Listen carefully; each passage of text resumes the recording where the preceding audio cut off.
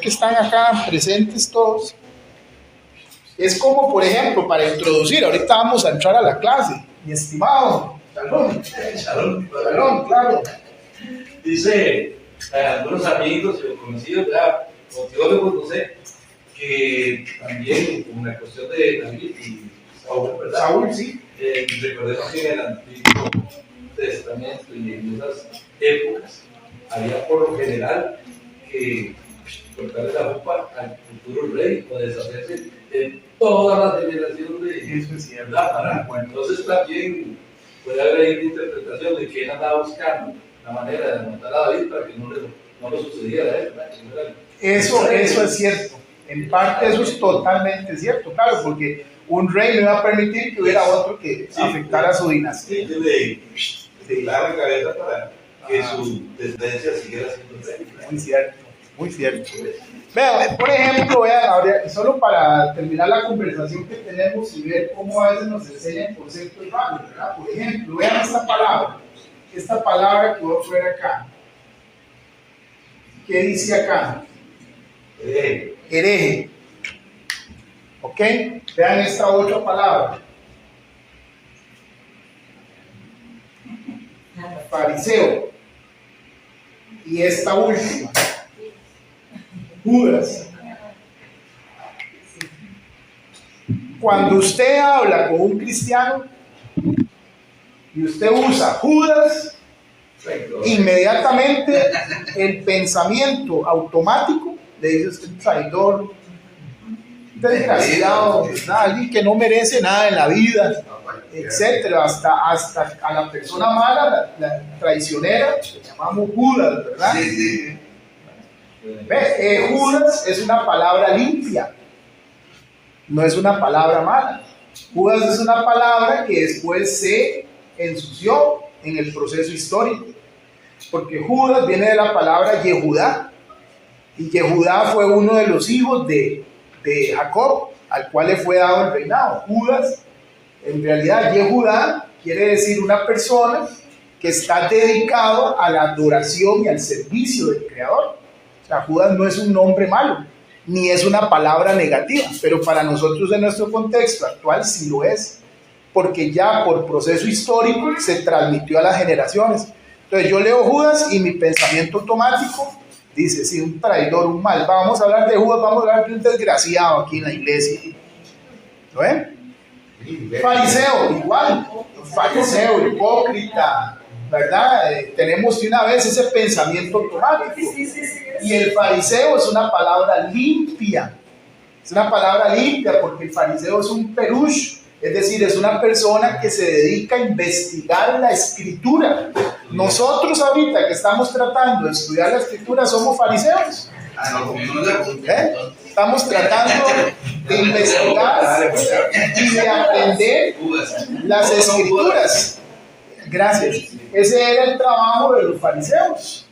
O sea, el fariseo, lo que pasa es que como les enseñé en una de las clases, habían 7 tipos de fariseos en los días de Jesús. 5 eran malos. Lamentablemente ese grupo de 5 tipos de fariseos malos van a ser los que van a poner todo ese tipo de conceptualización en la historia, pero no, de hecho Jesús mismo es fariseo, es de corte fariseo, para que ustedes vean, es una palabra limpia, ¿ve? Pero para nosotros hoy fariseos son hipócritas, ¿ve? Y lo mismo pasa con la palabra hereje, ¿verdad? La palabra herejía originalmente significa tomar una decisión de vida. Oiga, hereje. Hereje quiere decir tomar una decisión de vida. Oiga, cada vez que yo tomo una decisión de vida, estoy siendo hereje. ¿Ve? Pero hoy decir eso, o sea, yo le digo a la sierva me cuenta, no sé, Mamoré, tomé una decisión tal. Qué bueno, sierva, usted es una gran hereje. ¿No? Se me va a ofender tal vez. Se me va a resentir. Sí, se me va a resentir. Ya no se puede porque culturalmente la fuerza cultural ya no lo permite. Ya ya hereje quedó estigmatizado. Pero perdón, ¿qué es lo que significa en la actualidad de hereje? Hereje, en la actualidad un hereje es un disidente. ¿Qué es un disidente? Una persona que dice me retiro o voy en contra de todo lo que aprendí.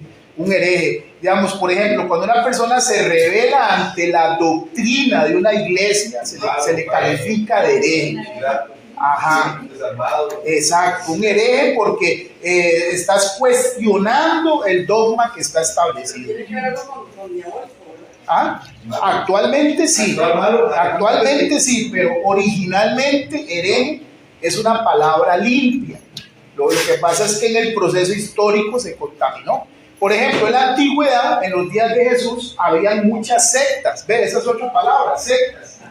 Secta era una palabra limpia en los días de Jesús. Una secta era una palabra limpia en los días de Jesús. ¿Por qué? Porque en los días de Jesús, tanto los judíos como los griegos pasaban en ambos bandos, ¿verdad? La cultura de ellos les enseñaba que uno tiene que ser un buen hereje, tomar una buena decisión y buscar una escuela que le enseñe cómo vivir la vida. Entonces el griego buscaba, porque los griegos tenían escuelas como Platón, Sócrates, Aristóteles. Ellos ponían escuelas donde enseñaban a sus discípulos cómo vivir la vida desde la óptica de Platón, de Sócrates, de Aristóteles. Y tenía a sus discípulos. Porque eso era una secta, eso era lo normal, digamos, lo normal era preguntarle a una persona en qué secta estás tú, ¿verdad? Eso era lo normal en esos tiempos. Ahorita no, porque ahorita usted le dice a una persona, estoy en una secta, y le dice, sí, ya eso es el diablo, lo es. Son cosas a nivel cultural que nos afectan, digamos, el entendimiento. ¿Qué pasa cuando un predicador no sabe estas cosas y lo ponen a predicar un texto sobre Judas, lo ponen a predicar un texto sobre los fariseos, lo ponen a predicar un texto que hable de las sectas de los días de Jesús?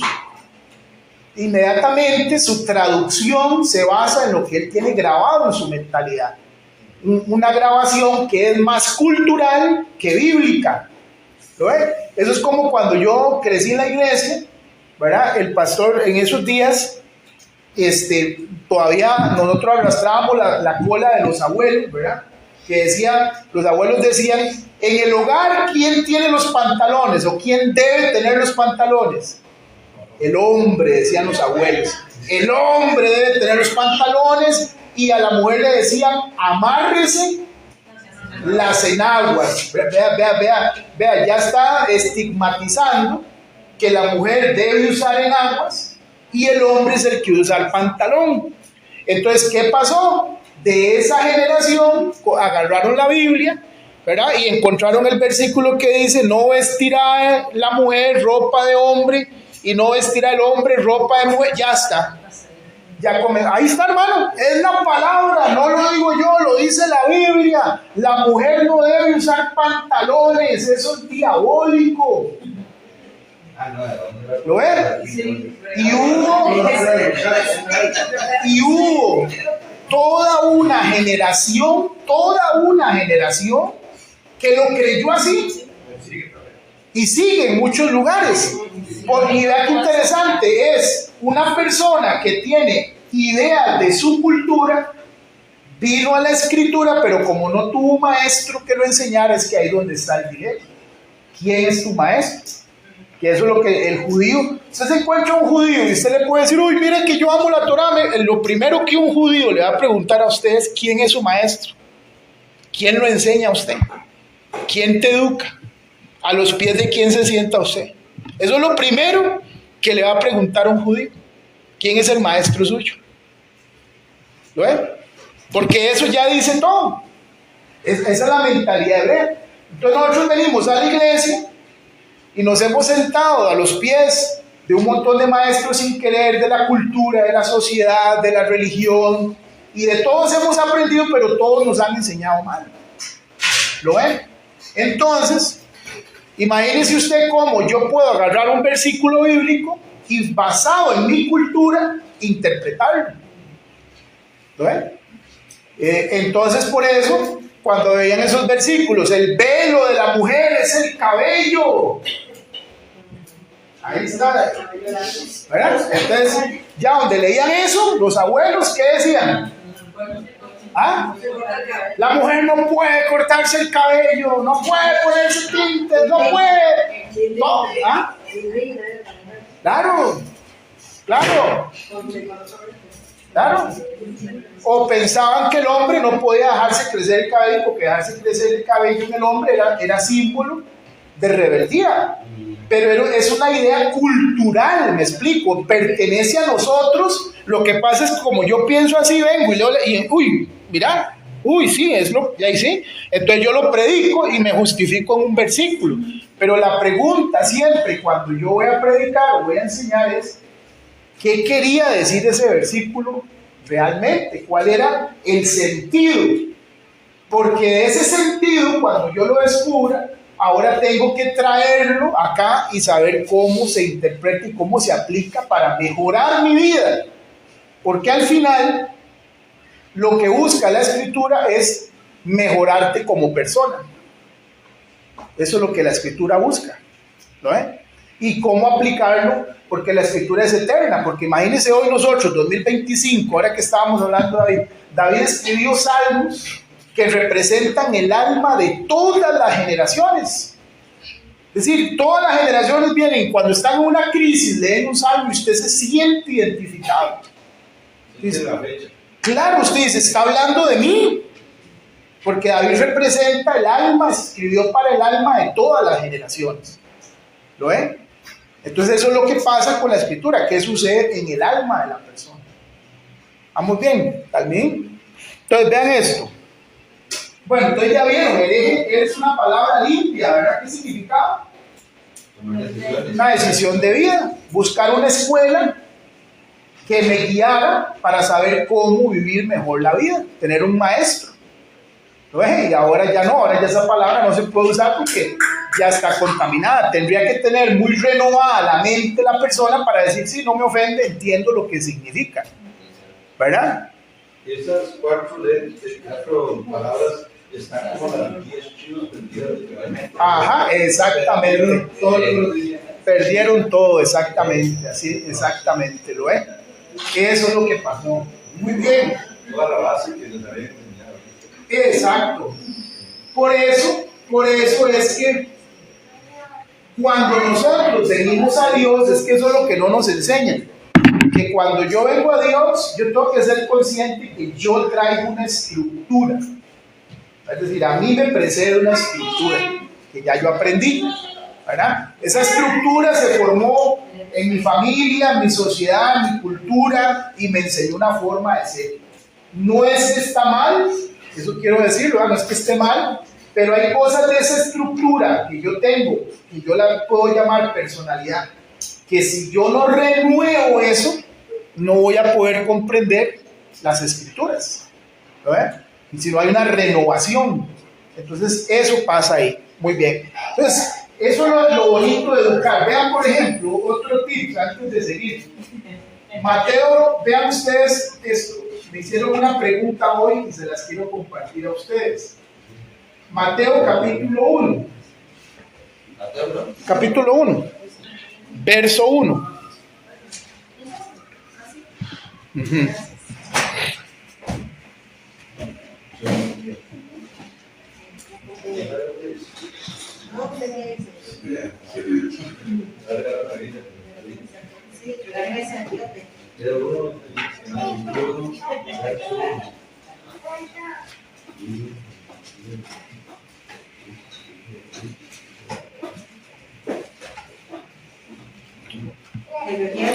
Verso 17. Mateo 1, 17. ¿Qué dice? Y ahí me hicieron una pregunta, entonces se las voy a compartir. Les va a servir. De manera que todas las generaciones desde Abraham hasta David son 14. Desde David hasta la deportación a Babilonia, 14. Y desde la deportación a Babilonia hasta Cristo, 14. De Abraham a David, 14 generaciones. Luego, de David hasta la deportación a Babilonia, al exilio de Babilonia, 14. Y luego, Desde la deportación hasta Babilonia. no, de la deportación a De la Babilonia. deportación a Babilonia es en Cristo 14.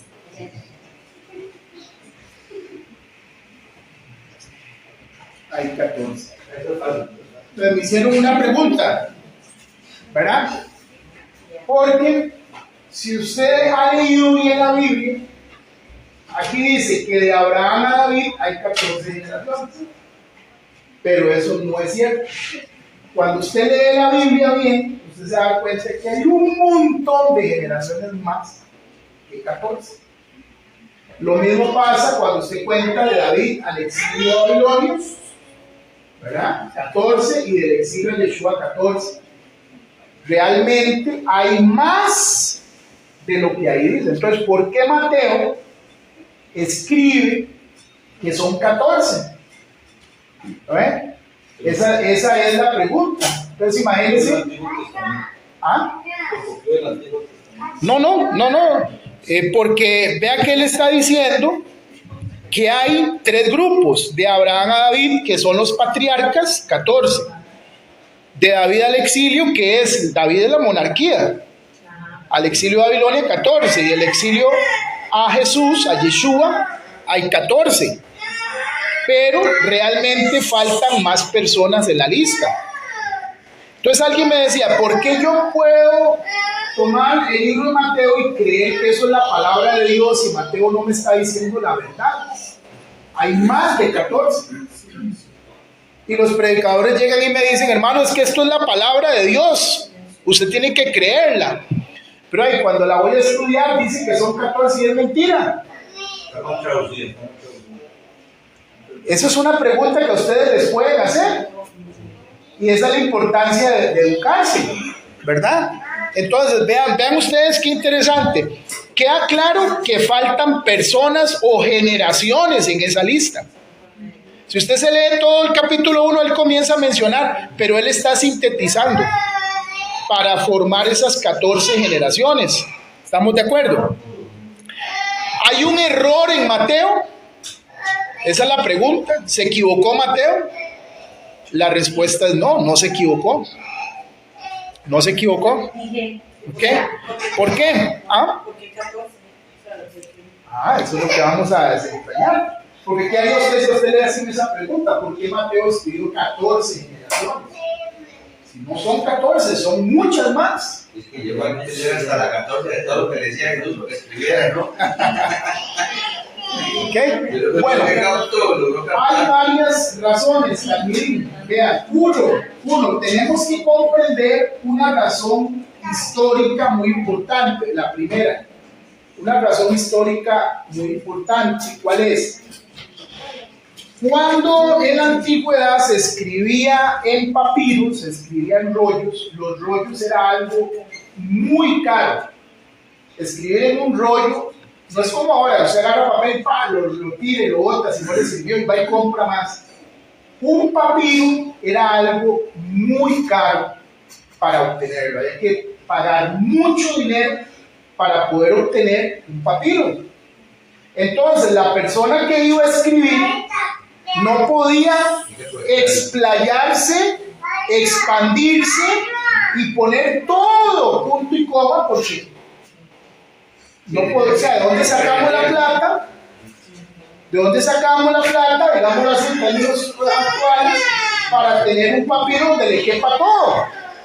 Entonces los escritores, número uno, se veían obligados a sintetizar, a poner lo más elemental, ¿verdad? Lo más importante, y el estudioso tenía que decodificar. Así está escrita la Torá. La Torá es una síntesis. La Torá oculta más de lo que dice. Pero es cuando ya comienza usted a estudiar que se comienza a dar cuenta de qué es lo que está oculto y cómo descifrarlo, porque eso es como un código que comenzamos a descifrar. Entonces la primera razón es que, digamos, Mateo no puede poner todas las generaciones porque es un papiro, tiene que cuidar lo que tiene, entonces hace una síntesis. Eso es lo primero, por el valor del papiro.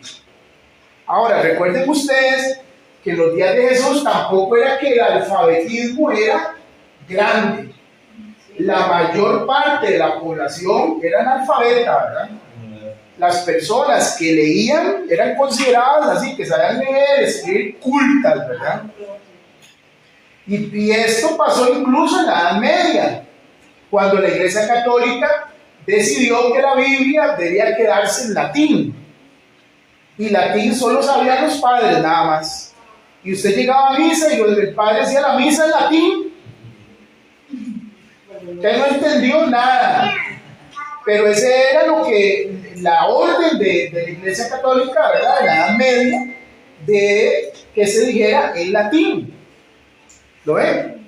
Entonces, ahí es donde nosotros vamos entendiendo la parte histórica. ¿Estamos de acuerdo? Ok. Segundo detalle, es la parte simbólica. Es decir, Mateo lo que está usando es una simbología.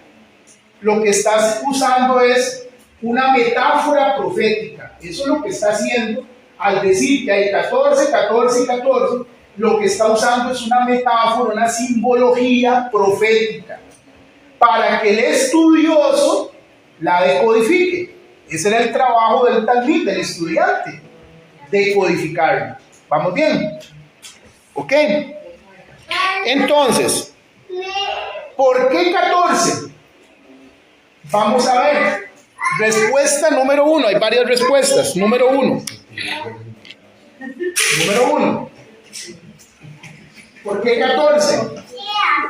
Cuando usted escribe el nombre David en hebreo, el valor de sus letras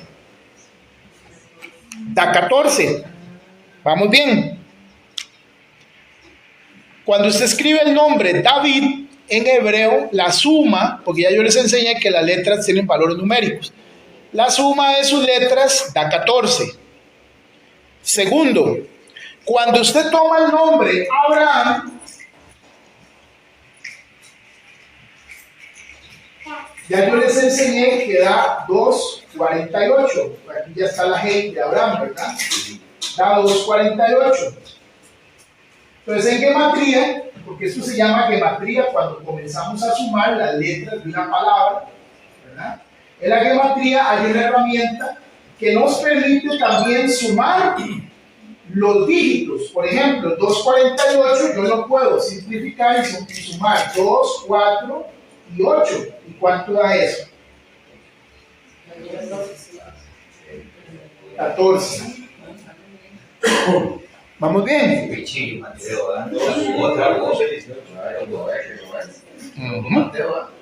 Y lo mismo pasa con la palabra exilio.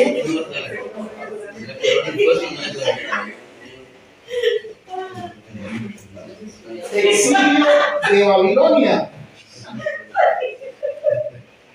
Exilio de Babilonia nos da 473. Y otra vez le aplicamos la regla de simplificación: 4 más 7 más 3.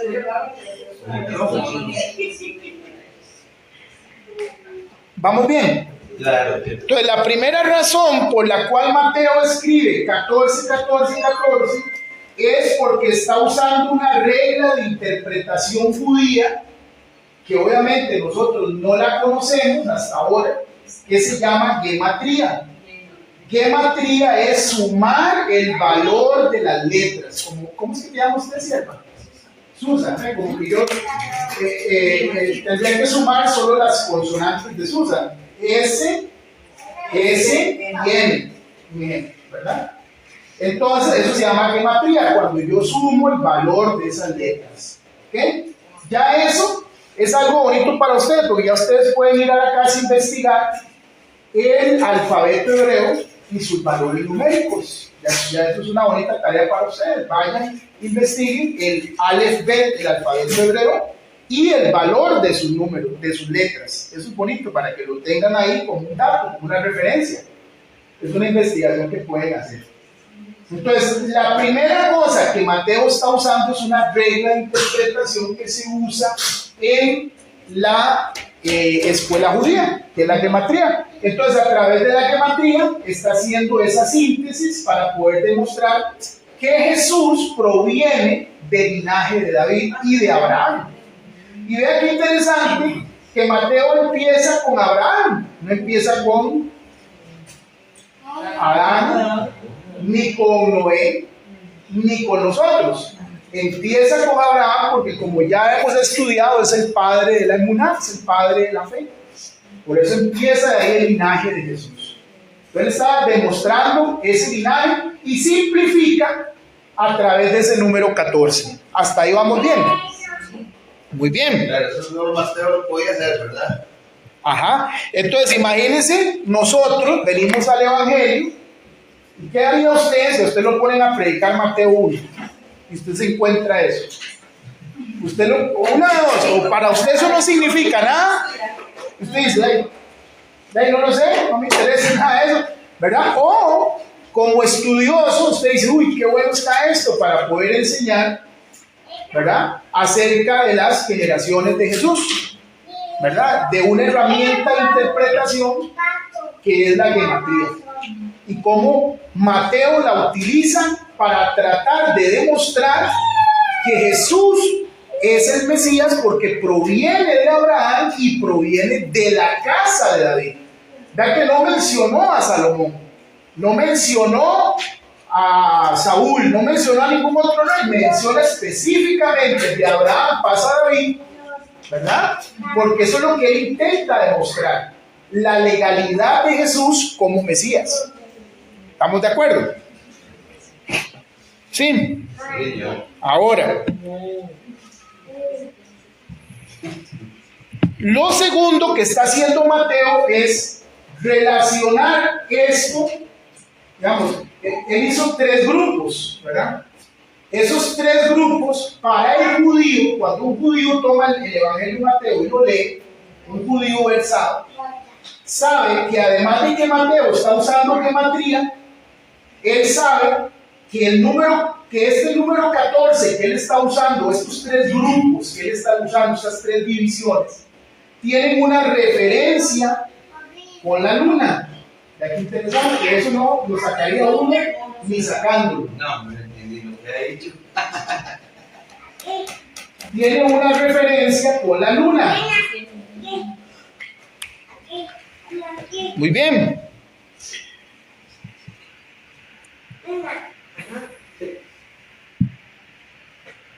Entonces, esa referencia, el judío, ¿dónde la saca? Al ver los tres grupos. ¿Estamos de acuerdo? De ahí viene la referencia con la luna. Ya lo vamos a ver, ya lo vamos a ver. Por ejemplo, tenemos que saber aquí que el judío, su calendario es lunar, el de nosotros es solar, ¿verdad? Entonces, para el judío, cuando es luna llena, viene a ser Rosh Hodesh, es decir, el día 1 del mes. ¿Estamos de acuerdo? Entonces hay ciertas lunas llenas que son Rosh Hodesh y eso marca el inicio del primer día del mes. Lo marca esa luna llena, ese Rosh Hodesh. ¿Estamos de acuerdo? Y entonces tenemos que la fase más importante de la luna para el judío es la luna llena. Y la fase menos importante es cuando la luna está oscura, ¿verdad? Que no se ve, es menguante, es el día menos importante. Ok. Vea esto. Éxodo 12:2, ¿qué dice?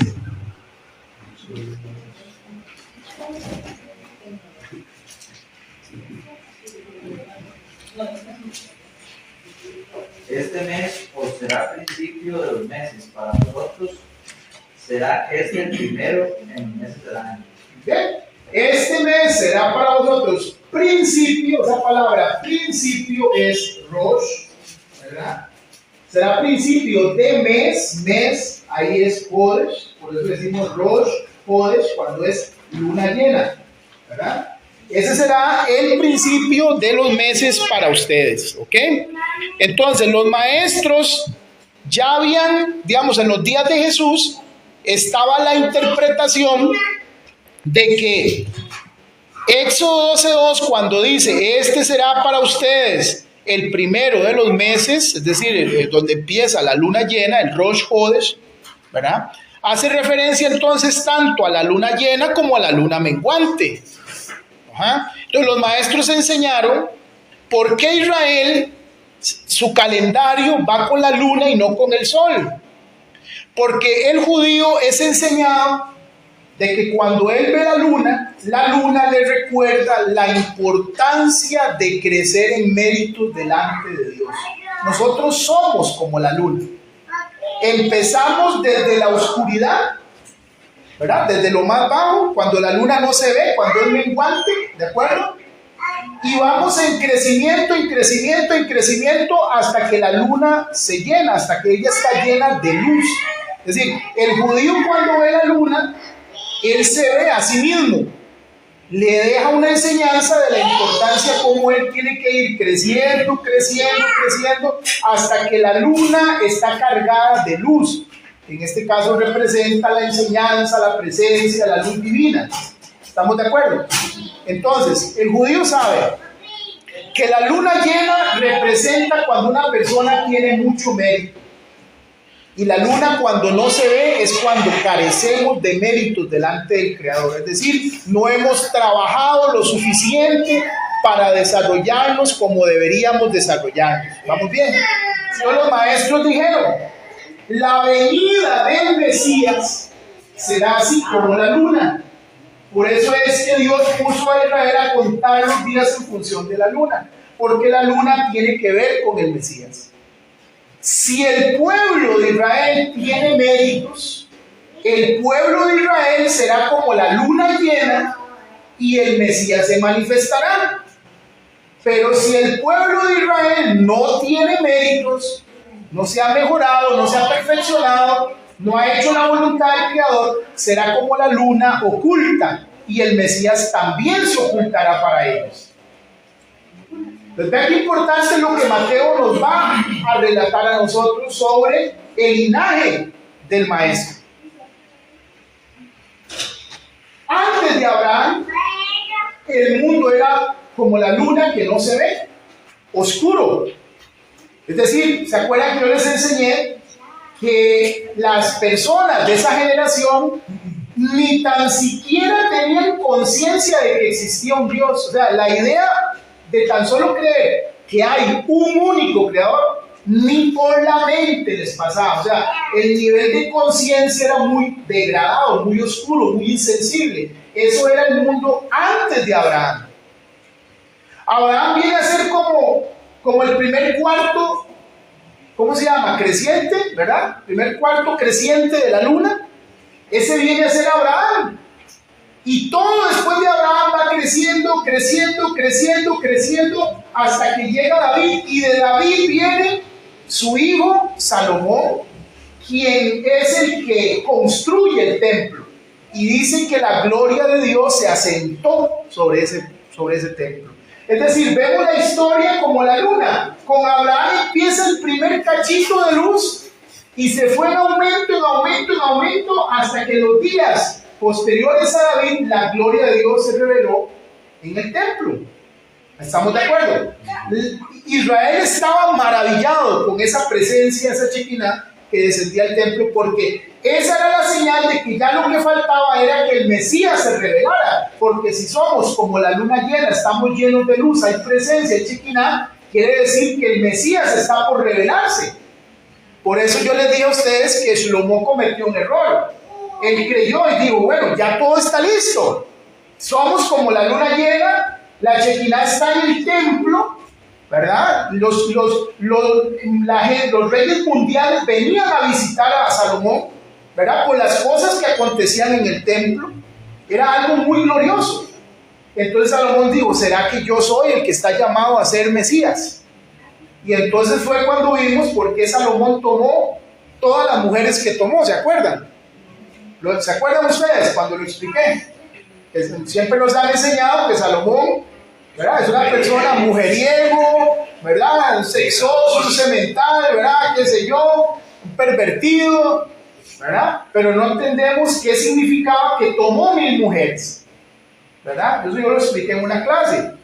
Entonces eso fue el nivel más alto de luz que Israel alcanzó. Ya lo único que quedaba era que el Mesías se manifestara. Entonces, en los días del templo, ¿qué hacía cada judío? Cada judío se recostaba debajo de la higuera. Esa era la costumbre, a reflexionar, a meditar, ¿verdad? Porque ya solo faltaba que viniera el Mesías, a prepararse para que el Mesías se revelara. Porque en luna llena, si Israel tiene méritos, el Mesías se manifestará. ¿Estamos de acuerdo? Entonces el judío, en los días del primer templo de Salomón, era tanto lo milagroso que cada judío estaba debajo de su higuera. ¿Qué hacía un judío debajo de la higuera? Se sentaba debajo de la higuera a reflexionar en la Torá, a reflexionar en el Mesías, a preparar su recipiente para el Mesías. Por eso en el Nuevo Testamento vemos un caso de un hombre que estaba debajo de la higuera. ¿Han leído ustedes ese caso? Que Jesús le dijo: yo te vi cuando estabas debajo de la higuera. Ese era Bartolomé, no, ¿cuál era este? Sí. ¿Pero lo han leído alguna vez? Bueno, ese es un caso de una persona. Sentarse debajo de la higuera significa: estoy preparando mi recipiente porque el Mesías está por revelarse. Entonces, por eso Jesús le habla a esa persona. ¿Estamos de acuerdo? Entonces, de Abraham a David todo fue luna llena. Faltaba un poquito para que el Mesías se manifestara, pero Salomón cometió un error terrible y entonces volvimos a empezar de cero. Y luego vino el exilio de Babilonia, donde todo fue oscuridad para Israel otra vez. Empezamos otra vez de cero. Y del exilio de Babilonia, los profetas fueron emergiendo, llamando a Israel al arrepentimiento, ¿verdad? Y mucha parte de Israel se conectó con el Creador, hasta que llegó Yeshua, que es la máxima expresión de la luz. ¿Lo ven? Por eso es que cuando Mateo hace esa división de 3 grupos, el judío sabe que esos 3 grupos hacen referencia a los mayores momentos de gloria que tuvo Israel y los momentos más oscuros, tal como es la luna. A eso se refería Mateo cuando puso 14 generaciones hay de Abraham a David, 14 de David al exilio de Babilonia y 14 del exilio a nuestro Mesías Yeshua. Con eso él estaba demostrando, tanto por gematría como por la costumbre de la luna. ¿Dónde se ve la luna acá? En los momentos más grandes de Israel y los momentos más oscuros de Israel. ¿Estamos de acuerdo? Eso es lo que vería un judío versado cuando toma el libro de Mateo. Dice: pero esto, aquí lo que están es presentándome a Jesús como el Mesías de la casa de Israel. Y sí, eso es lo que está haciendo Mateo. Por eso él empieza, verso 1, que dice: este es el libro de la genealogía de Jesús. Es decir, Mateo está diciendo, donde dice: este es el libro, este es el papiro, este es el rollo que habla de la genealogía. La palabra genealogía en griego es Génesis. Este es el Génesis de Jesús. ¿A qué le recuerda el Génesis a usted? ¿Ah? Al principio de todas las cosas. Entonces, vea cómo está armando la escritura Mateo, la maestría de él. Este es el papiro del Génesis de Jesús. Si la palabra Génesis, que está en griego, la trasladáramos al hebreo, sabemos que la palabra sería Bereshit, ¿verdad? Porque la primera palabra de la Torá es Bereshit, que fue traducida en el principio. Entonces, Mateo está diciendo: este es el papiro, este es el rollo del Bereshit de Jesús. Ahora, la palabra Génesis, la palabra Bereshit, podemos traducirla en dos dimensiones. La primera dimensión es verlo como un periodo de tiempo, verlo como, también podría ser como una secuencia que se nos va a contar. Esa es una forma simple de entender la Génesis, ¿verdad? El periodo, la secuencia que se nos va a contar. Pero en realidad, cuando dice, esta es la Génesis de Jesús, lo que Mateo está diciendo es, les voy a contar a ustedes, muchachos, cómo es que Jesús llegó a constituirse Mesías de la casa de Israel. Eso es lo que está diciendo. Él es el Bereshit de la casa de Israel. Él se constituyó Mesías de la casa de Israel. Es decir, les voy a mostrar cómo Jesús participó productivamente en la realidad, y esa participación productiva lo corona ante nuestros ojos como el Mesías de la casa de Israel. Eso es lo que está diciendo Mateo cuando habla de la palabra genealogía, ¿verdad? Y después comienza la lista. Entonces dice el verso 2, Abraham, ¿qué dice el verso 2? Abraham, ¿qué dice? Engendró. Esa palabra engendró,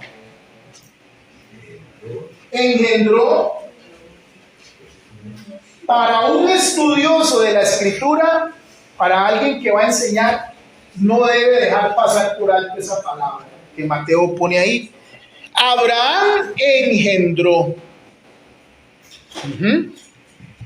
Y esa palabra engendró, si usted se pone a contar del verso 1 al verso 17, aparece aproximadamente 17 veces la usa Mateo. Recuerden que estamos hablando de alguien que está tratando de usar un papiro y no ser exagerado. Entonces, él como escritor, ¿cómo es que agarra un papiro tan caro y solo en el capítulo 1, del 1 al 17, mete 17 veces la palabra engendró? Abraham engendró, David engendró, el otro engendró, el otro engendró, el otro engendró, para ir armando el linaje de Jesús. Es porque esa palabra viene a ser clave a la hora de que nosotros estudiamos. Lo primero es que hay un engendrar físico, ¿verdad? Un engendrar físico es decir, simplemente entender que Abraham lo dio a luz. Abraham y Sara lo dieron a luz. Esa sería la forma simple de entender. Abraham y Sara dieron a luz a Isaac.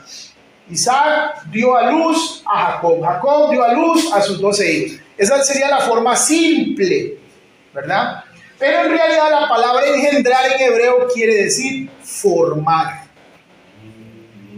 Y este es el secreto que nos está entregando Mateo.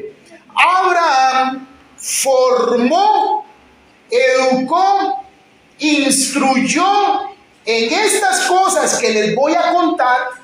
Abraham engendró a Isaac, es decir, lo formó, lo educó y lo instruyó para estas cosas que yo les voy a revelar.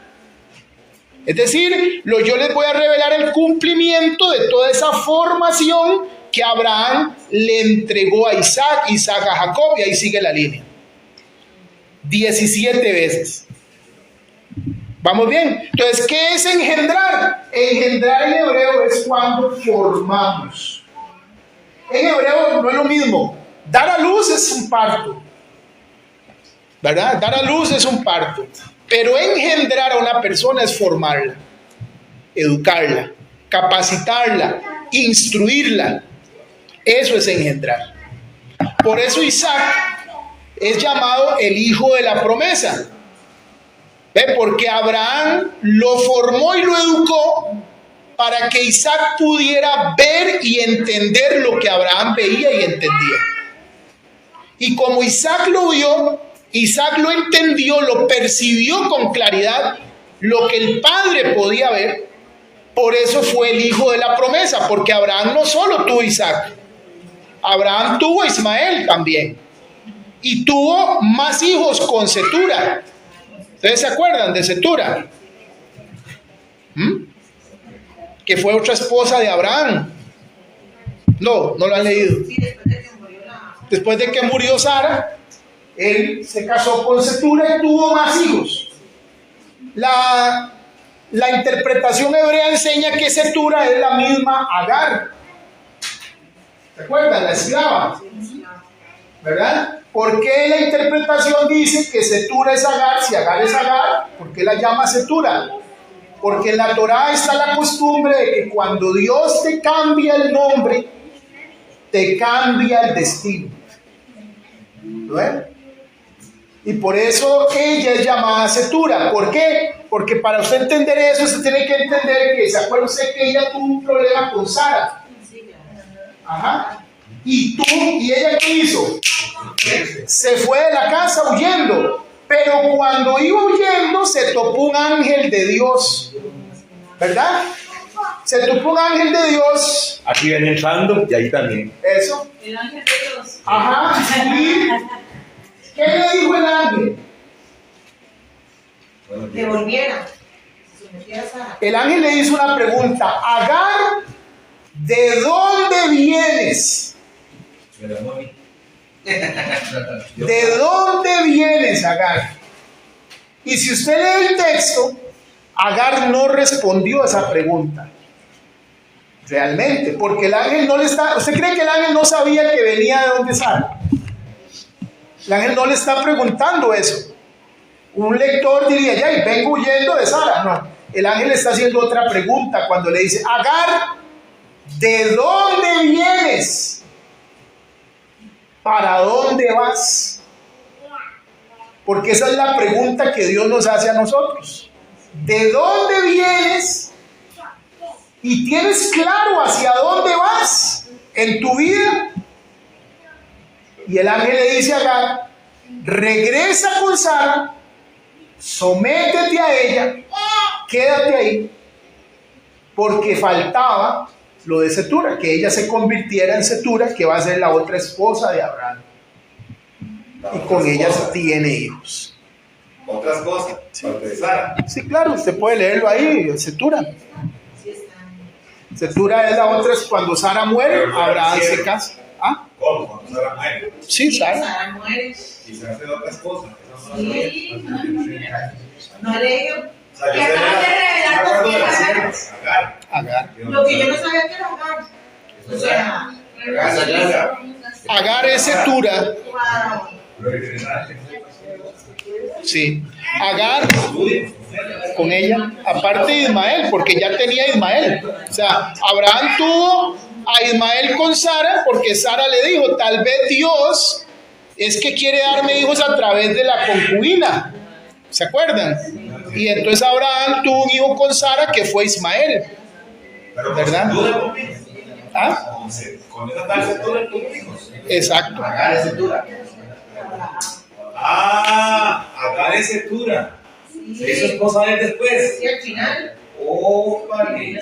Porque cuando el ángel le dijo, regresa donde Sara, sométete a ella, ¿ya?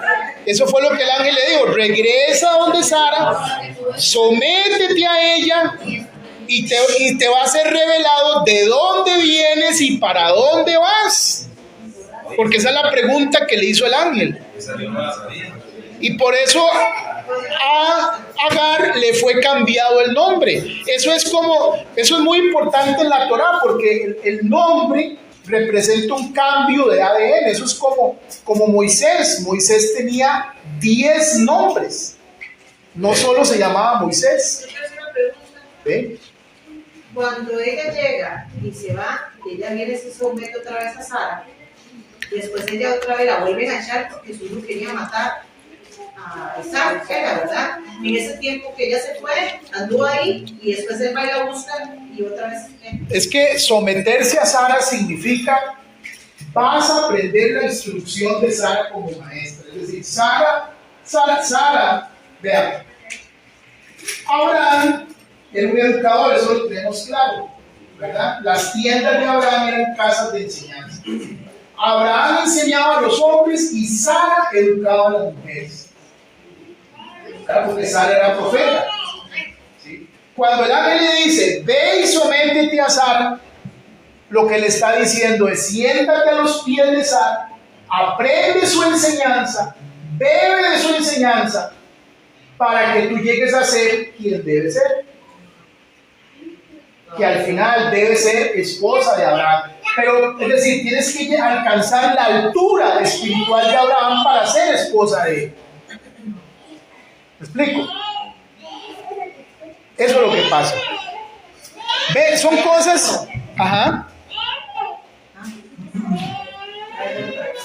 Entonces, vean ustedes también qué importante la palabra engendró. ¿Qué significa engendró? Muy bien. Por eso viene Mateo y 17 veces menciona estas palabras: engendró, hasta que llega al verso 17, ¿verdad? Y ya en el verso, a ver, para no perderme, en el verso, sí, hasta el 17, ¿verdad? Después de que habló de engendrar,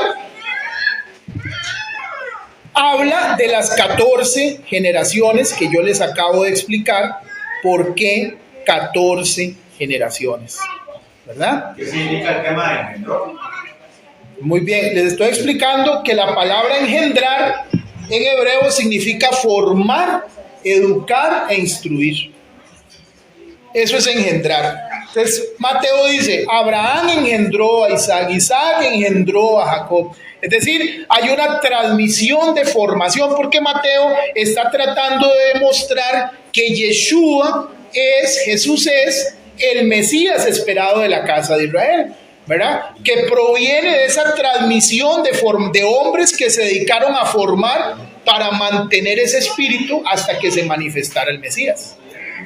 ¿Estamos de acuerdo? No hay ese Mateo, no es que dio a luz. Exactamente. Una cosa es dar a luz y otra cosa es engendrar. Dar a luz es parir, es que nació.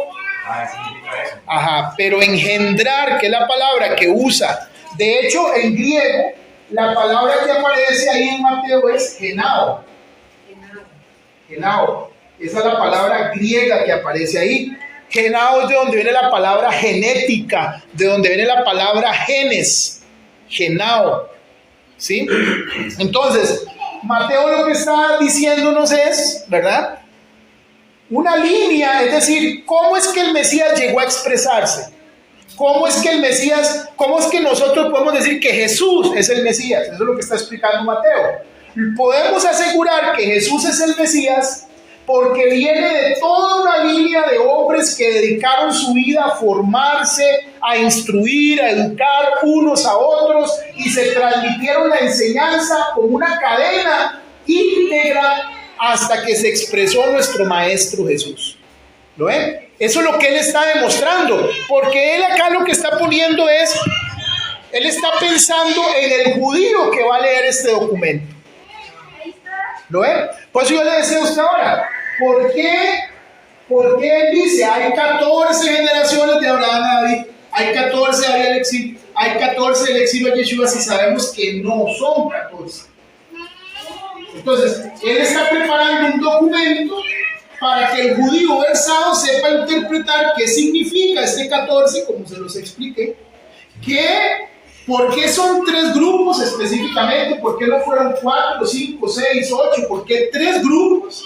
Porque hay una referencia con el Rosh Chodesh, con la luna. Y aparte, viene y nos explica que Jesús viene de una larga línea de grandes hombres de Emuná que se dedicaron a formar, a instruir y a enseñar unos a otros, y sentaron las bases para que Jesús se pudiera expresar como el Mesías de la casa de Israel. ¿Vamos bien? Por eso vean ahí, por ejemplo, vean Mateo 1:18. Vean, ¿Qué dice Mateo 1:18? El nacimiento, ahí, el nacimiento de Jesucristo fue así. ¿Ok? Cuando usted es estudioso, usted va a entender que la palabra nacimiento, ahí es la palabra Génesis. Entonces, no se refiere a un parto solamente. No solo nos va a hablar de cómo parieron al niño. ¿Me explico?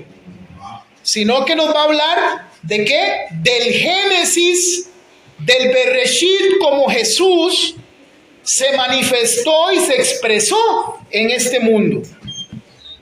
Ajá. ¿Cómo fue el contexto en el que se expresó nuestro Mesías? Entonces él comienza a decir, estando comprometida María, su madre. Ajá. ¿Qué quiere decir la palabra comprometida?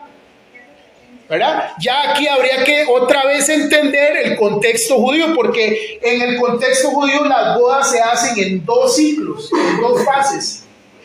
¿Verdad? La primera fase es donde el novio hace un contrato con la novia, con los padres, ¿verdad? Se hace una celebración donde se da un desposorio, es decir, estamos comprometidos, pero no nos vamos a vivir todavía juntos. Nos vamos a casar en 1 año, en 2 años, en X tiempo, pero ya eres mi esposa, porque se hace una primera fase que es el desposorio con la mujer. Por eso dice acá, estando María comprometida, ese compromiso es la primera fase del matrimonio. Faltaba la segunda. En la segunda fase, el novio viene, se presenta, y entonces es donde firman lo que se dice en hebreo la ketubá. La ketubá es el documento oficial, como nosotros cuando vamos donde un abogado, ¿verdad? El abogado lee que fulano, fulano y mengano decide, y ahí ponen la firma. Igual hay un parecido, el judío tiene una ketubá y firman esa ketubá, y entonces se consuma el matrimonio. Entonces, ¿en qué condiciones estaba María? En la primera fase del matrimonio. ¿Vamos bien? Dice, estando comprometida con José antes que vivieran juntos. ¿Ve? Ahí está. Esa traducción ayuda un poquito más. Y ahora es al revés, no se casan, después se comprometen. No se comprometen. Exacto. Sí. Claro, hay que entender también que era aproximadamente a los 12 años que se casaron, ¿verdad? Entonces era compromiso y después... Sí, en algunos casos así era, sí. En algunos casos. Muy bien. Pero ¿qué pasó? Se halló que había concebido del Espíritu Santo. Aquí es donde empieza un problema teológico y un problema gravísimo, gravísimo. Porque ¿qué haría usted si usted tiene esposada a una mujer, ya hizo toda la ceremonia, todo, y a los 3 meses le dice, era que estoy embarazada, llegó un ángel macho, ojos celestes, altísimo, guapísimo, ahí no sé, y ahí para acá estoy embarazada? ¿Ah?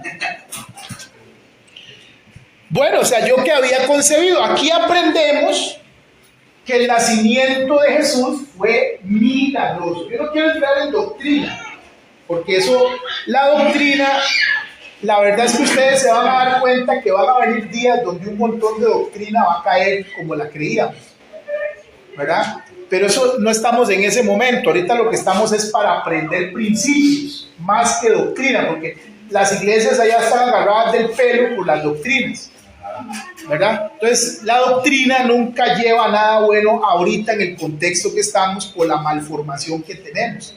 Usted encuentra un hermano unicitario y encuentra otro hermano trinitario y se agarran del pelo, ¿verdad? Porque el trinitario cree que Dios Padre, Hijo, Espíritu Santo, y el unicitario dice no, solo hay uno, no existe la Trinidad, y se agarran del pelo y se dan y al final, cuando usted madura, se da cuenta que en realidad los dos tienen un pedacito de la verdad, solo que ellos quieren hacerla absoluta. Ajá. ¿Lo ven? que es más lo que los hermana que lo que los divide. Entonces, cuando entramos en el terreno de doctrina, eso es peligroso, porque si no hay madurez, hay personas que eso lo vuelven como estricto, ¿verdad? Esto es así, rígido. Esa es la palabra, hermano. Sí. Entonces, nosotros tenemos que entender que, bueno, el nacimiento de Jesús fue milagroso, porque esta es la primera fecundación in vitro que está pasando. ¿Sí o no? ¿Qué fue lo que hizo Dios? Tomó del esperma de José y lo puso en el vientre de María. Esa es la obra que hace el espíritu, el Ruach HaKodesh, porque el Ruach HaKodesh es el espíritu de la profecía más alto. Ahora, esto no era nuevo, no es la primera vez que en la escritura esto sucede. O sea, para el judío versado esto no es nuevo, porque esto mismo usted ha leído bien cómo nació Sansón. Sansón nació de manera milagrosa, muy parecida a como nació Jesús. Cuando el padre llegó, resulta que la mujer estaba embarazada. Y hay otra persona que también lo vivió, que es Moisés. Moisés nació milagrosamente. Entonces, para el judío versado, esto que está pasando aquí, de que se halló que había concebido del Ruach HaKodesh, es decir, escuche esto, es decir, lo que tenía en su vientre, aunque era terrenal, poseía el espíritu de santidad más elevado. Se halló que aunque lo que había en su vientre era algo natural, era el alma más elevada en santidad. Eso es lo que pasó con María. Pero voy ahí un momentito. Dale. El Espíritu Santo agarró el esperma de José. Sí. Entonces no es lo que siempre se ha sabido, que era el esperma de Dios. Es que Para explicar ahí, Jesús es hijo de José. Legítimo. Claro. Porque es que entienda esto. Es que entienda esto. ¿Quién venía del linaje de David? De José, no María. Sí, que hay que agarrar duda en eso. Claro. Y eso no elimina, hermano, lo otro. ¿Me explico? Es que se complementa. O sea, es lo que pasa es que nosotros estamos acostumbrados a decir, no, Jesús nació divino de Dios y solo así lo podemos entender. No, eso es cierto. Pero tenemos que entender que Jesús tenía que nacer como todos nosotros, porque si no su sacrificio no tiene sentido, porque él padeció. Dice que siendo Dios, ¿qué dice? Tomó forma de ¿qué?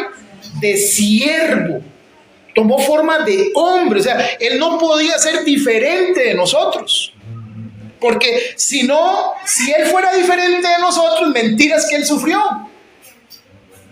¿Me explico? Porque tenemos que entender que en los días de Jesús estaban los griegos, y los griegos tenían la historia de Zeus y cómo nació Hércules. Hércules es una historia que, si usted la compara con el nacimiento de Jesús, es casi que lo mismo, solo que Hércules es nacido de Zeus. Zeus viene, embaraza a la mujer y sale Hércules, que es semidios. Jesús no es semidios. Jesús tiene toda la divinidad dentro de él, porque está conectado con el Padre. ¿Me explico? Sí, por eso, pero entonces, ok, siempre se ha dicho que fue el Espíritu Santo el que puso la semilla. Y ahí está. Semilla del Espíritu Santo. Es que es del Espíritu porque la tomó de José. Es decir, este milagro es un milagro donde se está usando una base natural para poder crear algo sobrenatural.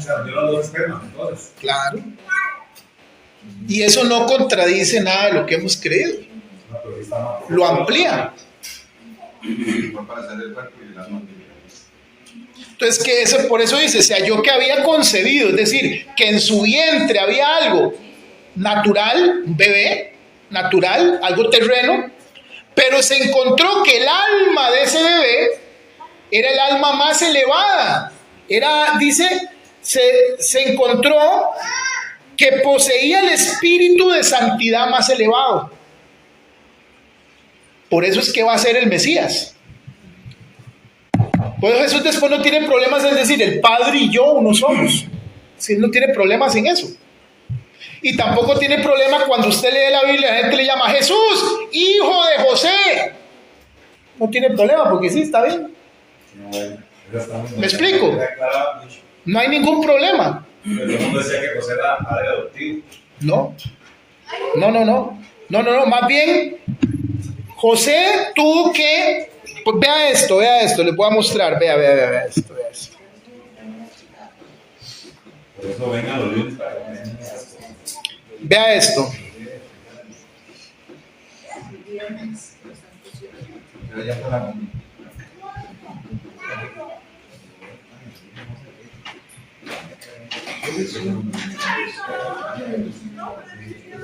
Mateo 1:20. Vean esto. Mateo 1:20 dice, pensando, ya ahí, solo esa palabra, no siga más. Pensando. Ahí. Oiga, en el original, la palabra que se tradujo a nuestro español como pensando es, oiga, inspirado en una meditación muy profunda, responsable y comprometida. ¿Está oyendo eso? O sea, el traductor puso pensando, pero en el original dice que José estaba inspirado en una meditación muy profunda, responsable y comprometida. Porque José es un sadik, es un justo. Sí, está en el espíritu. Exacto. O sea, no era suave, uy, estoy pensando, ¿qué voy a hacer con esta vieja? Me salió panzona. Madre. Sí, exactamente. No. Oiga, inspirado en una meditación que muy profunda, responsable y comprometida. Como él estaba en este nivel de meditación, no es una meditación de culpa. No es que José estaba angustiado diciendo, uy, ¿ahora qué hago con esta vieja? Dios mío, me va a manchar todo el historial de la casa de David, Dios mío, no es. Eso no le preocupa, porque él es un sadik, él es un hombre muy elevado, José. Yosef es un hombre muy elevado, por eso fue elegido para ser papá del Mesías. ¿Me entiende? Él no está preocupado por eso. Lo que pasa es que él está buscando cuál es el sentido profético de esto que está pasando. Eso es lo que él está pensando. ¿Cuál es el sentido divino de lo que está aconteciendo? Quiero entenderlo. ¿Ve? Él no es que él se siente traicionado. No es que está diciendo, ay Señor, me siento traicionado por esta vieja, no me puede saber con quién se acostó esta desgraciada. José no está en eso. Eso no es, para José eso no es. José lo que está es inspirado en una meditación profunda, responsable, comprometida. ¿Cuál es el sentido profético de esto que está pasando? Él quiere entender. Y es entonces, vean lo que dice el texto. Cuando él está en esa dimensión, ¿qué dice? El ángel del Señor, ¿qué pasó? ¿Por qué se le apareció el ángel? Porque él estaba sumergido en tratar de entender para ver cómo servir al Creador en su perfecta voluntad. Eso es lo que él está buscando. Y como él está realmente comprometido con la voluntad del Creador eterno, perdóname, hay algo que no entiendo, necesito comprender para servirte. Eso es lo que él está meditando. ¿Cuál es mi rol profético en esto? Se le aparece el ángel y ¿qué dice? Ahí donde dice, se le apareció, la palabra apareció, en el original realmente es lo iluminó. Es decir, eso que él estaba consultando a Dios, ahora viene el ángel y lo ilumina, es decir, le abre el entendimiento, y es cuando le dice, José, ben David, hijo de David, oiga, no temas.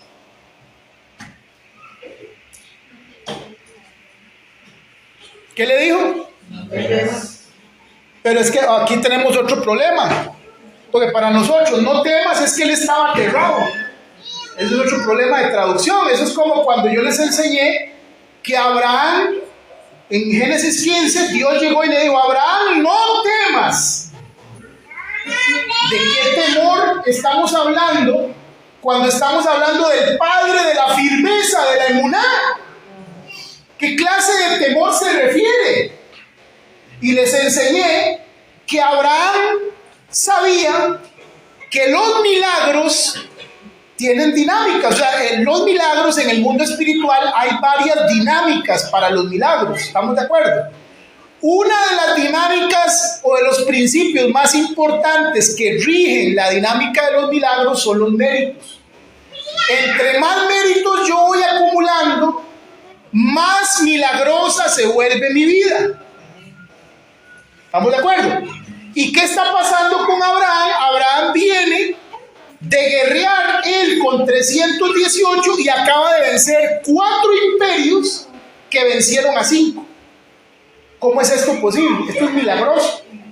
Abraham tomaba tierra, y porque Abraham no era guerrero, tomaba tierra y la lanzaba, y Dios convertía la tierra en flechas y los enemigos morían. Era milagroso lo que pasó ahí. Entonces Abraham dice, un momento, Señor, ¿será que todos los méritos que yo he venido acumulando, mi esfuerzo, mi pasión, mi dedicación, todos los méritos que yo los estoy acumulando, porque los méritos son para vestir el alma, para cuando el alma sale de esta tierra, de este cuerpo, perdón, las vestiduras que le ponen al alma son de la calidad de los méritos que yo obtuve en esta tierra? Es decir, la belleza de mi alma cuando yo muera, cuando salga de este cuerpo, dependerá de cuánto mérito yo tuve, cuánto crecí, cuánto me desarrollé, cuánto me esforcé en Dios, cuánto crecí en fe. ¿Estamos? Entonces Abraham dice, un momento, yo quiero que todos los méritos que yo he acumulado sean para mi alma. Cuando yo salga de aquí, quiero que mi alma sea hermosa, que mi alma tenga atuendos bellos delante del Creador, recordar que hice un buen trabajo. Pero resulta que creo que los méritos me los están cambiando por milagros. Ese era el temor de Abraham. ¿Ve qué miedo tenía? ¿Qué clase de temor tenía? Y es donde el Eterno se le aparece y le dice, no temas, Abraham, yo soy tu escudo. Es decir, tus méritos son tan grandes en el mundo espiritual, son tan grandes que has hecho que yo mismo me levante para defenderte, y aún así tus méritos no se acaban. Tienes más méritos en el mundo espiritual a tal punto que yo soy tu galardón y tu recompensa será impresionante. ¿Estamos de acuerdo? En eso es el temor de Abraham. ¿Qué está pasando con mis méritos en el mundo espiritual? Y más bien Dios le revela, no, hombre, tus méritos son tan grandes que usted hace que yo me levante del trono y te defienda. Usted lo provoca. Por eso dice entonces en la fe, que dice que Él no se avergüenza de llamarse Dios de ellos. Dios de ellos. Lo ve, hermano, como todos. Entonces, ahora regresemos. Dice aquí que José tenía ¿qué? Sí, perdón. Para mí, yo pienso que el ángel de Dios se herede. Sí, por lo que hablamos ahora. Muy bien. Toma decisión. Muy bien. Sí, ahora. Me gusta. Ok, entonces el ángel viene, le ilumina y le dice: José, hijo de David, no temas. Pero no se refiere a un temor como el de nosotros, porque él no está preocupado de ver a la mujer embarazada. Eso no le preocupa a José. Eso no es. Él lo que está pensando es: ¿qué es lo que el Eterno está tratando de hacer aquí y cuál es mi papel? Entonces el ángel le dice: no temas recibir a María tu mujer. Oiga, vea esa expresión: no temas recibir a María tu mujer. Vea, en el original esto sería: José, asume tu rol profético con María, que es la mujer de tu cumplimiento. ¿Ah? Oiga, asume tu rol profético con María, porque es la mujer de tu cumplimiento. Es decir, usted no va a llegar a la realización que usted quiere y que ha estado meditando para servir al Creador. Usted no va a llegar a esa completitud si no es con ella, con lo que el Eterno está haciendo a través de ella.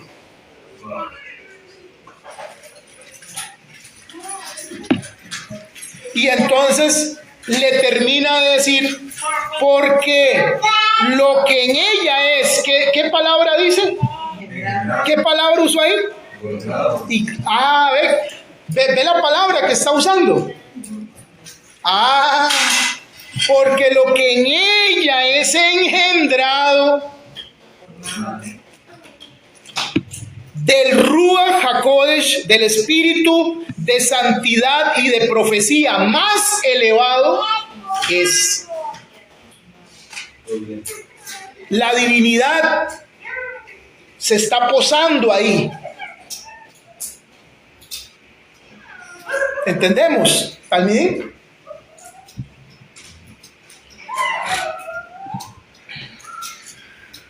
No, hay más preguntas, porque en este momento no. No, puede preguntar.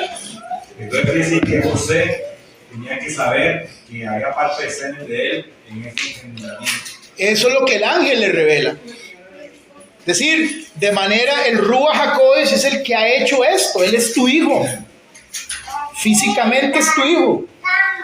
Solo que por vía milagrosa, porque el decreto de Dios ha sido así. Ajá. Pero ponerlo más claro, el Espíritu Santo sacó esperma de José y tenía que haber salido eso. Claro, porque Jesús no es un extraterrestre. Jesús no es un extraterrestre. Y eso no le quita su divinidad, eso no le quita nada de eso. ¿Me explico? Como lo dijo ahora el hermano. O sea, eso no le quitó nunca a Jesús decir: el Padre y yo. Uno no tiene problema. Y por otro lado decía: Jesús, hijo de David. Sí, está bien, hijo de David, porque mi papá José viene de David. Sí, está bien. Bien lo dicen ustedes. Entonces Jesús.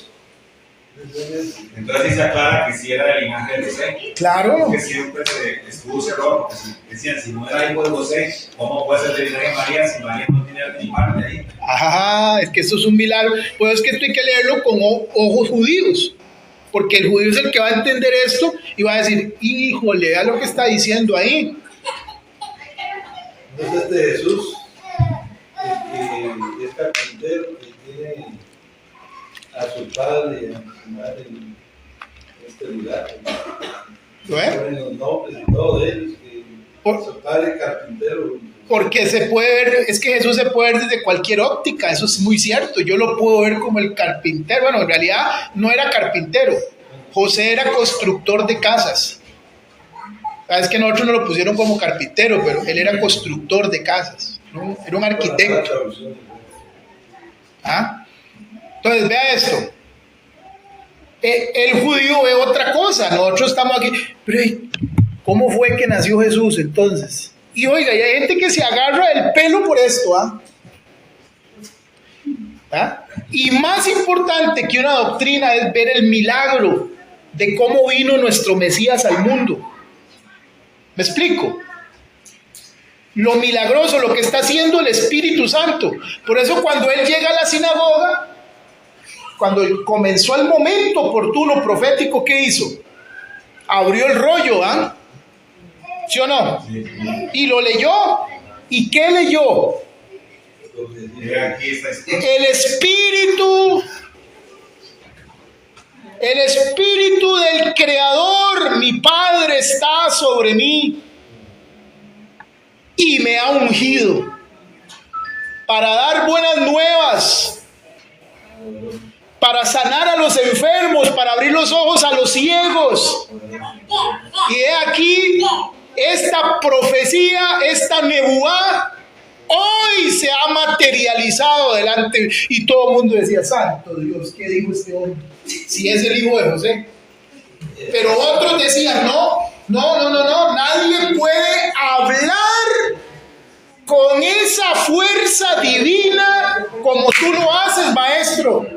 Que era lo que Nicodemo le dice, maestro, sabemos que has venido de Dios, que tu proceso fue divino. Porque lo que hace solamente el Mesías podría hacerlo.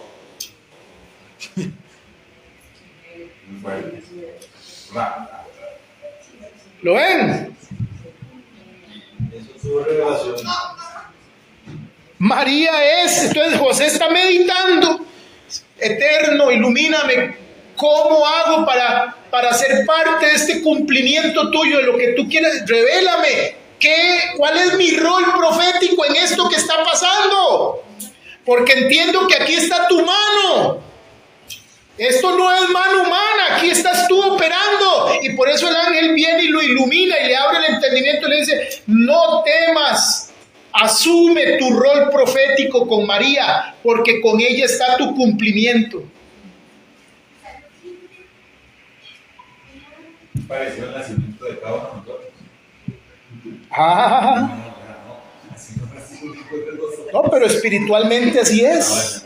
Es que si Dios hubiera querido hacerlo así como lo vemos, se le revelamos el interés de usted, porque sí, es que lo fácil hubiera sido, a nosotros nos gusta, es que también nosotros los humanos tenemos ideas preconcebidas. Nos hubiera encantado que José tuvo relaciones con María y de repente sucede que es el Mesías.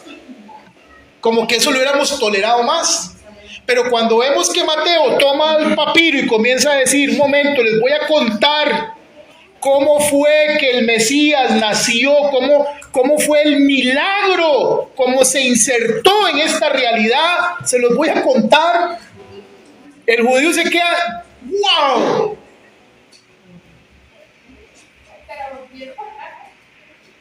Y como les digo, esto no era nuevo para el judío, porque Sansón nació parecido a las condiciones de Jesús. Moisés nació parecido a las condiciones de Jesús. Yo no sé si usted sabía que cuando usted lee el libro de Éxodo, que dice que el faraón estableció el decreto que iba a matar a todos los niños, ¿verdad? Ahí dice claramente que Amram dejó a su mujer, es decir, la divorció. Pero divorciar en ese tiempo no es como ahora que usted es un abogado, dividen todo y te habla de cada uno para su lado y se acabó. No, divorciar ahí es que él decretó que no iban a tener más intimidad los hombres, porque Amram, el padre de Moisés, era el líder de la generación. Entonces él decretó que nadie tuviera relaciones con sus mujeres para que no mataran a los hijos. Ese fue el decreto que Amram estableció, ese fue el divorcio. ¿Estamos de acuerdo? Por un tiempo. Eso entonces, eso es como cuando David es enviado por su padre Isaí a ver a sus hermanos en la batalla. Nosotros pensamos que él fue a buscar a sus hermanos solo para llevarles comida y ver cómo estaba la cosa. No. Lo que pasa es que los días de David, cuando los hombres se iban para la guerra, había un problema.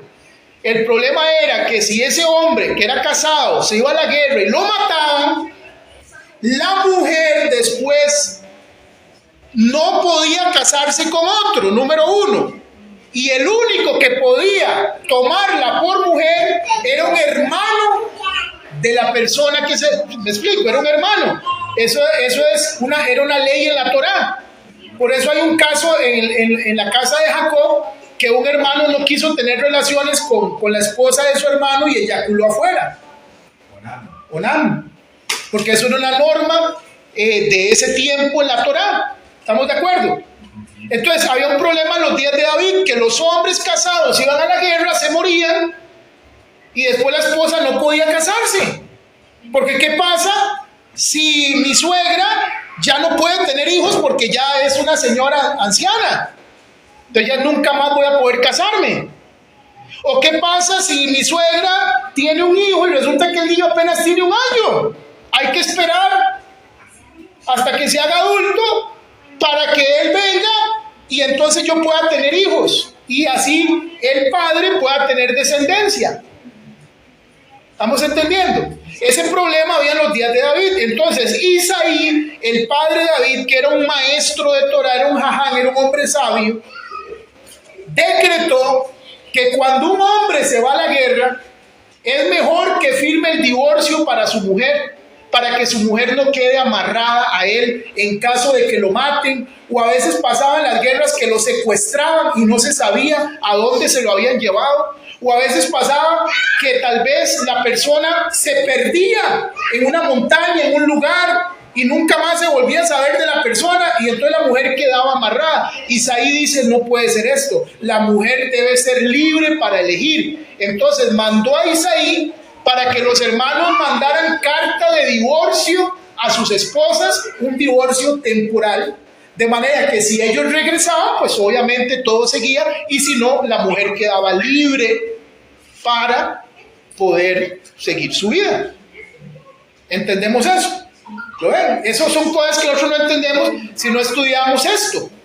Entonces, por eso es que a David se le acusa por el pecado de Betsabé, porque era la mujer de Urías, sí, pero Urías andaba en guerra. Y Urías había firmado carta de divorcio con Betsabé.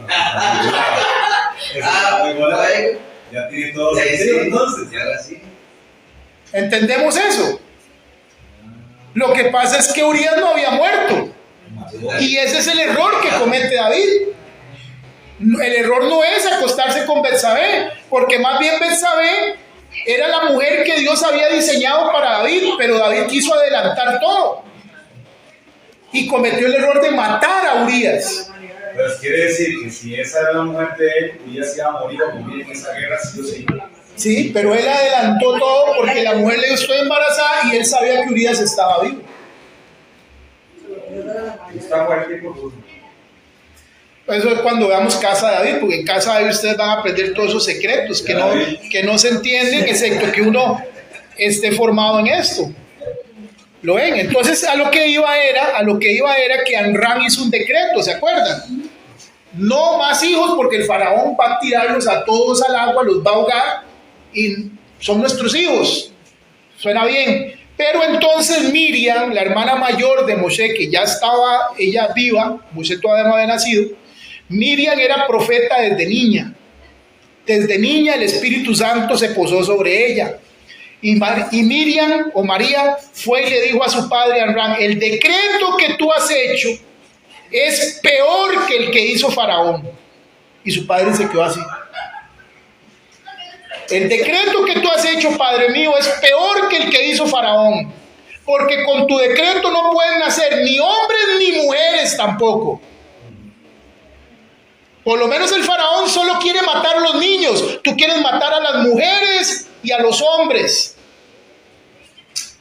Y Abraham dijo, sí, Hashem me está hablando a través de mi hija, me está profetizando. Y entonces Abraham fue y tomó de nuevo a Yochebed, la madre de Moshe, pero se dice que ya Yochebed tenía 3 meses.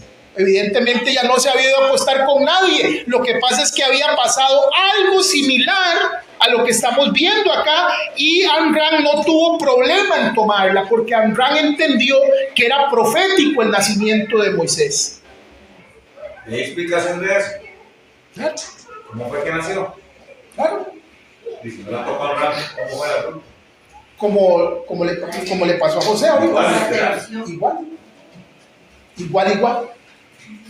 Por eso es que le digo que cuando un judío lee el libro de Mateo y lee que se encontró que ella estaba embarazada, el judío no se asusta.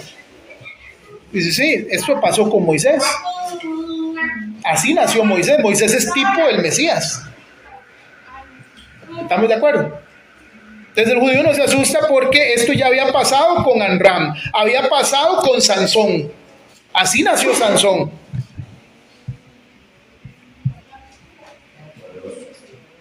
No era nuevo que Dios hiciera eso. No era nuevo.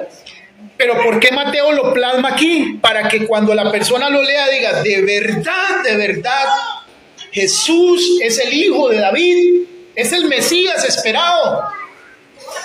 El error que cometió Israel, bueno, vamos a ser honestos, el error que cometió una parte de Israel, porque Pablo dice que el endurecimiento de Israel es en parte, no dice que todo Israel se endureció, dice el endurecimiento de Israel es en parte hasta la plenitud de los gentiles, ¿verdad? Eso dice Pablo.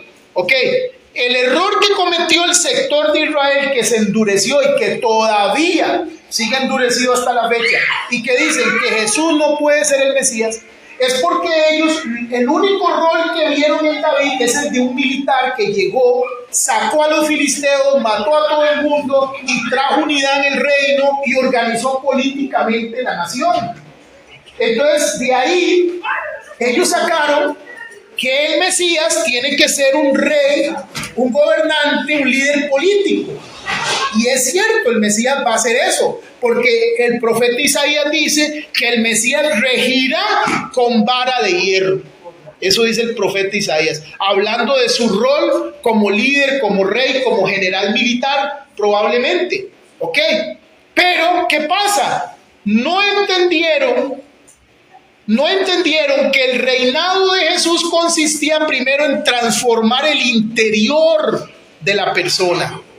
Que de nada sirve establecer un reino si el interior de la persona no está transformado. ¿Entendemos eso? Por eso es que Jesús no ha regresado como rey. Porque hasta que no sucedan estas transformaciones a nivel interior, que es lo que Dios está haciendo con el mundo entero, cambiando por dentro a las personas, preparando el recipiente, Él no vendrá como rey. ¿Me explico? Eso es como tomar a 12 discípulos que son ladrones. ¿Ah? Imagínese usted hacerse maestro de 12 discípulos que son ladrones y entregarles la tesorería. ¿A dónde vamos a ir como iglesia? A ningún lado, ¿verdad? ¿Por qué? Porque aunque me siguen, aunque vienen, son ladrones. No han cambiado su conducta, no han mejorado como persona. ¿Me explico? Entonces yo me doy cuenta que de nada me sirve decir tengo una iglesia si los 12 son ladrones. Tengo una iglesia si los 12 han sido transformados. Ahí puedo decir, tengo discípulos, porque están siendo transformados por dentro. Y con esa transformación vale la pena asentar un reino. ¿Ven? Por eso cuando Jesús empieza su sermón, que dice Reina Valera sermón, que no era sermón, era una enseñanza de la que él daba. ¿Cómo empieza diciendo? Bienaventurado. ¿Qué comienza a decir? El pobre en espíritu, porque de él será el reino de los cielos. ¿Qué está hablando? Pobre en espíritu. ¿Cómo? Queremos ir a pelear contra Roma y sacarlos y matar a todos esos romanos. No, Jesús dice, no, papá, si no hay transformación interior, no hay reino. Por eso comienza a decir, dichosos los pobres en espíritu, porque de ellos será el reino. Es decir, aquellos que experimentaron interiormente esa actitud de pobreza espiritual, de ellos será el reino. En ellos se puede asentar el reino. Bienaventurados los misericordiosos, porque ellos alcanzarán misericordia. Y todo el mundo escuchaba a Jesús y decía, y sí, todos hemos querido salir a matar a los romanos, pero es cierto lo que está diciendo el maestro, no somos misericordiosos. Tiene razón. Y por eso mucha gente lo seguía, porque era consciente de la necesidad del cambio interior. Y por eso Jesús no activó el plan B. que era revelarse como Mesías Rey, que era lo que esperaba todo el mundo, sino como siervo sufriente. Es decir, un siervo sufriente que es uno que está buscando la transformación interior. ¿Por qué Jesús, póngase a pensar, le dijo al ladrón que estaba en la cruz: hoy estarás conmigo? ¿Dónde se bautizó ese hombre? ¿A qué iglesia fue? ¿Cuál Biblia leyó? ¿Ah? ¿De cuál secta era? O sea, ¿qué hizo ese hombre espiritualmente? Nada. Quiere decir que algo pasó en su interior cuando él vio al maestro en la cruz. Algo sucedió adentro de él y Jesús lo oyó y dijo: tú estarás conmigo hoy en el reino, por lo que ha sucedido en tu interior. ¿Lo va viendo? Ese es el mensaje del Mesías. Por eso, primero siervo sufriente, le veremos más sin atractivo, dijo el profeta, para que le deseemos.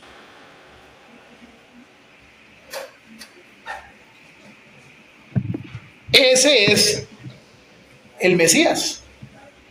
Entonces el judío tradicional dice: no puede ser, tiene que ser rey, tiene que traer la paz, y todo eso va a pasar en su momento, pero nada va a suceder si no hay una transformación interior. Nada.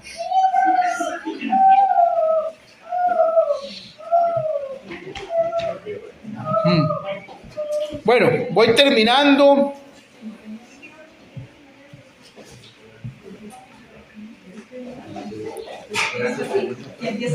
Verso 21, Mateo 1:21 dice: y darás a luz un hijo.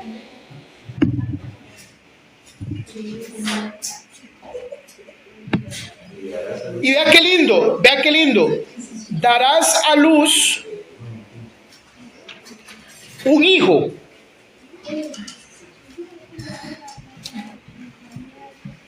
Espere para que vea lo que le voy a decir. Darás a luz un hijo, y ahí la palabra hijo es un hijo maduro. O sea, no está hablando de un niño. Dará a luz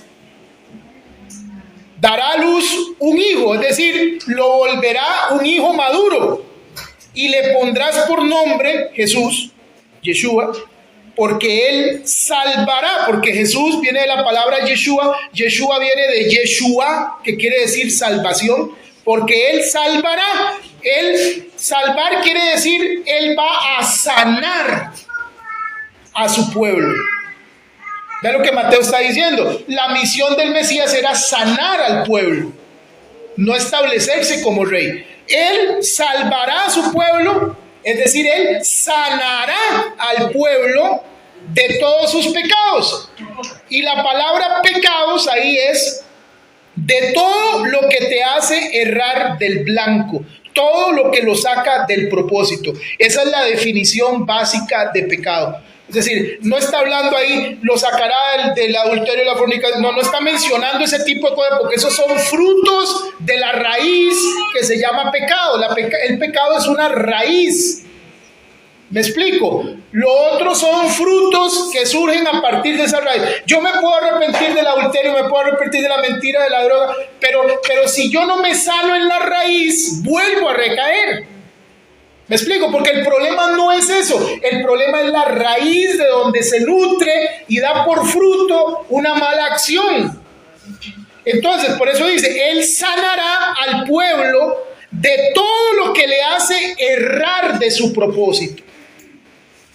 Eso es lo que significa cuando dice lo sanará de sus pecados. Entonces, pecado en el concepto hebreo es cuando yo no estoy dando en el blanco, cuando yo no estoy cumpliendo mi propósito.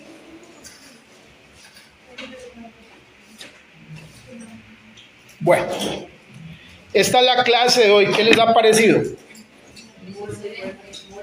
Tú hereje, ¿ah?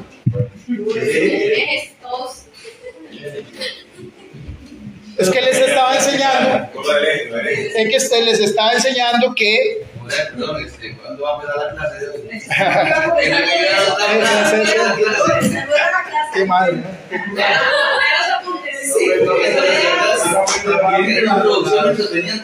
También las veces mencionadas, los casos es equivalente a un año entonces está yendo la gente para que se dar un año para que aprendan. Que le está enseñando que la palabra hereje originalmente es una palabra limpia, pero que ahora ya no. Hereje quiere decir tomar una decisión de vida. ¿Ves qué interesante?